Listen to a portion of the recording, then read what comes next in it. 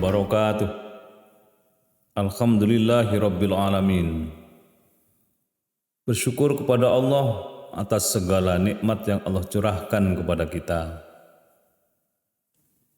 Mudah-mudahan kita semua selalu dalam bimbingan Allah, selalu dalam maunah Allah, dan apapun yang kita lakukan yang baik-baik karena motivasinya mencari ridha Allah, Allah pun ridha kepada apa yang kita lakukan. Kaum muslimin yang berbahagia dan dimuliakan Allah, hidup kita ini mengalami perjalanan panjang dari alam ruh yang masih suci, belum terkontaminasi oleh berbagai pengaruh negatif, kemudian ditiupkan kepada janin dan masih suci di dalam rahim, kemudian lahirlah kita ke dunia dalam kondisi suci, dan kemudian jadilah kita bertumbuh jadi anak balita, kemudian menjadi sedikit menjadi kanak-kanak, dewasa, interaksi kiri kanan sudah mulai mempengaruhi kejiwaan kita, dan plus minus masuk kepada pertumbuhan jiwa kita. Maka yang semula bersih, suci, mulailah ada titik-titik hitam yang hinggap di hati kita sebagai bagian dari perjalanan rohani. Setiap melakukan perbuatan salah, khilaf dan dosa, ada titik hitam di hati kita. Bertambah banyak pula titik itu, dan akhirnya kalau kita tidak hati-hati menjadi gelap, menjadi kelam. Sementara Allah Subhanahu wa taala yang maha suci, subhana rabbiyal a'la wa bihamdih, maha suci Allah yang maha tinggi dan segala puji untuknya, itu akan kita jumpainya besok setelah kita berpisah antara ruh dengan jasad. Kita akan kembali menghadap kepada Allah zat yang maha suci itu. Kira-kira pertanyaan kita adalah, pantaskah kalau kita bergelimang dosa, berlumuran dengan salah, menghadap kepada zat yang maha suci di hadapannya? Ya, logika sederhana saja, rasanya tidak pantas. Maka dalam Islam, Allah Subhanahu wa taala memberikan kesempatan kepada kita untuk membersihkan daki dosa, salah, dan berbagai hal negatif lainnya dengan cara membuka pintu seluas-luasnya kepada kita untuk bertaubat kepada Allah Subhanahu wa taala. Di situ tergantung kesungguhan kita bertaubat, mohon ampun, disucikan lagi sebagaimana kita dalam ruh disucikan dalam kondisi suci, dan setelah kita berinteraksi menjadi kotor, bertaubat kepada Allah, disucikan oleh Allah, sehingga nanti kalau kita ketemu dengan Allah, Allah maha suci, kita dalam kondisi bersih, insya Allah kita dalam keadaan ridho dan Allah meridhoi kita. Kaum muslimin yang berbahagia dan dimuliakan Allah Subhanahu wa taala. Suatu ketika Nabi kedatangan tamu yang bertanya, "Ya Rasulullah, saya kepingin dihapuskan dosa-dosa yang selama ini saya lakukan." Rasul memberikan jawaban, perbanyak zikrullah, perbanyak istighfar kepada Allah. Dengan istighfar itu maka dosa-dosamu akan diampuni oleh Allah Subhanahu wa taala. Jadi kata kuncinya istighfar kepada Allah, mohon ampun, dan mohon ampun itu adalah bentuk taubat kita kepada Allah secara lisan, dan juga harus dengan perbuatan, dengan tingkah laku. Semakin banyak istighfar kita ucapkan, semakin jauh kita dari kemungkaran. Apalagi kita melaksanakan sholat 5 waktu itu dengan cara bersuci, dan kata Nabi, mana ada orang yang lebih suci dari orang-orang yang sehari semalam 5 kali bersuci, berwudu, karena mereka mensucikan lahir dan batinnya. Jadi orang yang sholat itu masuk kategori orang yang senantiasa bersih di hadapan Allah, suci di hadapan Allah, asalkan kita memenuhi prinsip-prinsip taubat kepada Allah. Yang pertama, menyesali perbuatan salah, khilaf dan dosa kita, menyesal semenyesal-menyesalnya. Yang kedua, bertekad untuk tidak mengulanginya lagi, karena kita sudah merasa jera dengan semua itu. Dan yang ketiga, kita ikuti perbuatan salah, khilaf dan dosa itu dengan perbuatan baik berikutnya dan berikutnya. Innal hasanati yudhibunas sayyiat. Sesungguhnya perbuatan baik itu menutup, menghapus perbuatan salah, khilaf dan dosa kita di mata Allah Subhanahu wa taala. Ada satu kisah yang dialami oleh seorang yang hidupnya pernah membunuh 99 orang. Dia berjalan ke satu tempat, tanya kepada orang alim, "Apa saya bisa diampuni dosa saya ini? Saya sudah membunuh 99 orang." "Oh," kata si alim, "silakan kau tanya kepada orang di sana itu. Ada di sana ada orang yang ahli ibadah. Tanyakan saja kepada dia." Tanyalah dia kepada seorang tokoh.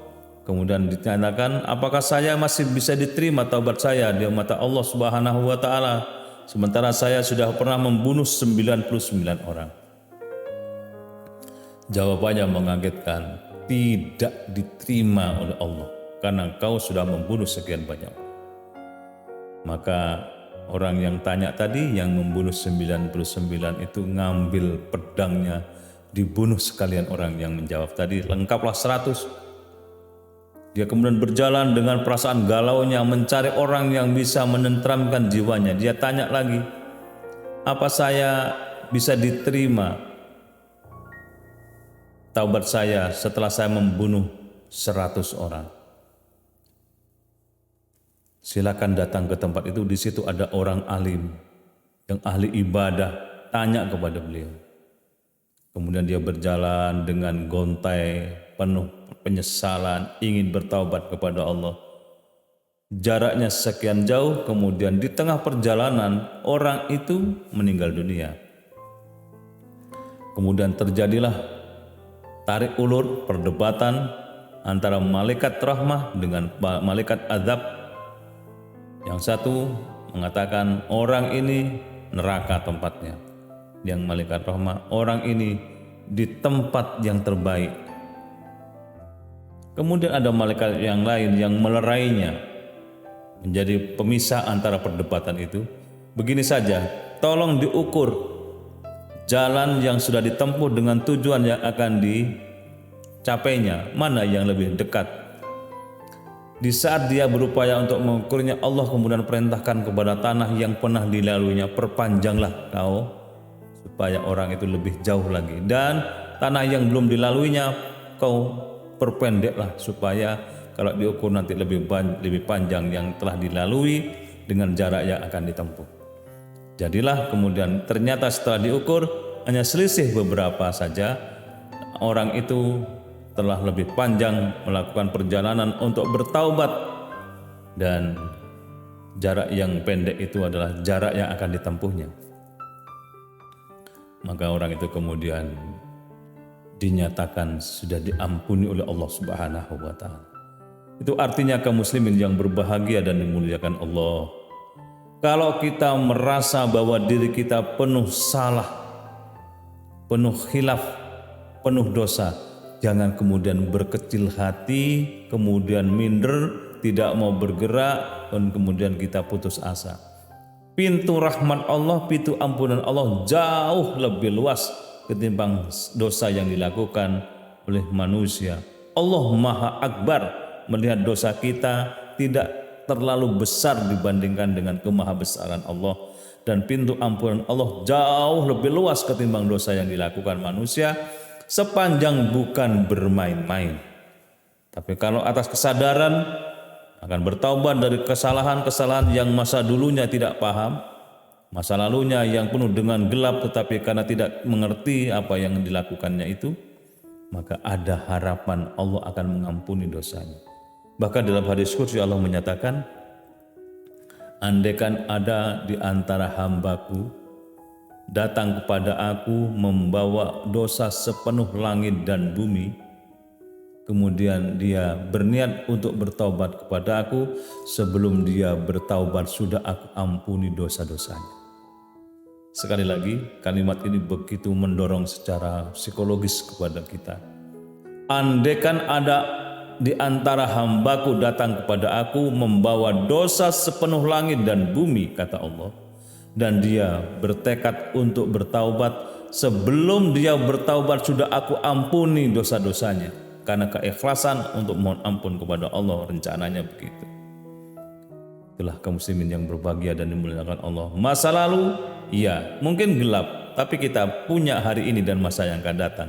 Torehlah kebaikan, torehlah, istilahnya catatlah, tulislah amal kebaikan masa depan kita. Karena keburukan masa lalu kita masih punya harapan masa depan. Dan kalau ketika kita punya masa lalu yang baik, jangan kemudian kita berbangga hati, kita masih punya garapan masa depan yang belum tentu selamanya akan baik pula. Bisa jadi karena kita lengah, karena kesombongan, kemudian kita jatuh terpleset pada masa depan yang masih belum jelas. Di situ kita dipertaruhkan kesungguhan kita dalam ibadah kepada Allah Subhanahu wa taala.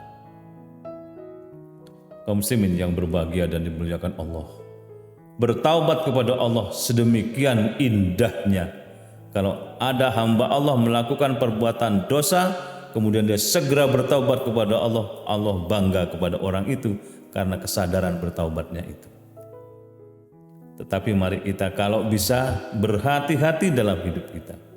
Karena sekali kita melakukan perbuatan dosa, maka biasanya akan mengulang kembali dan mengulang kembali. Hati-hati, bisikan setan itu jauh sangat dahsyat. Lebih dahsyat dari kemampuan kita untuk mengelaknya. Maka ketika Nabi Nuh alaihissalam menaikkan penumpang-penumpang ke perahu yang akan mengantisipasi terjadinya banjir bah itu. Ada binatang, ada manusia, ada binatang buas, ada ternak macam-macam di situ. Tiba-tiba Nabi Nuh kemudian melihat ada orang asing, seorang diri masuk. Ditanya, siapa engkau? Semula dia tidak mengaku, tapi akhirnya mengaku dia adalah setan. Kalau setan, kamu tidak perlu ikut di sini. Kemudian dia meminta kepada Nabi Nuh untuk diberi kesempatan ikut di perahu itu. Apa tujuanmu? Saya ingin merebut hati orang-orang itu. Hatinya aku rebut, jiwanya dekat dengan engkau. Kemudian diusir oleh Nabi Nuh, tapi kemudian dia tetap bertahan. Saya minta untuk diberi kesempatan ikut perahu ini. Saya nanti akan berikan bocoran kenapa manusia bisa saya rusak. Dari 5 yang dilakukan, saya kasih 3, kata setan. Allah kemudian melalui malaikat Jibril segera membisikkan, minta yang 2, yang 3 tidak terlalu penting. Kemudian Nabi Nuh minta, saya tidak butuh yang 3 rahasia itu. Jelaskan kepada saya yang 2, kenapa manusia bisa rusak. Kemudian setan itu menjelaskan, manusia bisa rusak karena pengaruh saya, pengaruh kami, karena 2 hal katanya. Pertama, mereka yang berlebihan dalam memperturutkan keinginannya. Keinginan yang terus bertambah dan bertambah. Hidup tidak berdasarkan kebutuhan, tapi berdasarkan keinginan. Keinginan yang bertambah-tambah itu bisikan dari aku. Maka kemudian karena keinginannya diperturutkan, dia menjadi orang yang rusak, melanggar sana sini, bisa kemudian melakukan hal-hal yang haram sekaligus. Yang kedua, jiwanya diwarnai dengan jiwa yang hasad, dengki, tidak suka kalau ada orang berhasil, kalau ada orang baik sakit hati, kalau ada orang jatuh dia bahagia. Jiwa hasad seperti itulah yang saya tanamkan, saya hembuskan, kata setan itu. Itulah kaum muslimin yang berbahagia. Mari kita hindari 2 sifat itu, keinginan yang berlebihan dan sifat hasad yang bertengger di hati kita, karena semuanya itu datang dari setan, akan merusak kehidupan kita. Mudah-mudahan bermanfaat. Selamat bagi kita semua, mudah-mudahan selalu dalam ridha Allah, dan kita berdoa mudah-mudahan kita berlindung kepada Allah dari ilmu yang tidak manfaat, dari nafsu yang tidak pernah kenyang, dari doa yang tidak dikabulkan oleh Allah Subhanahu wa taala. Terima kasih. Assalamualaikum warahmatullahi wabarakatuh.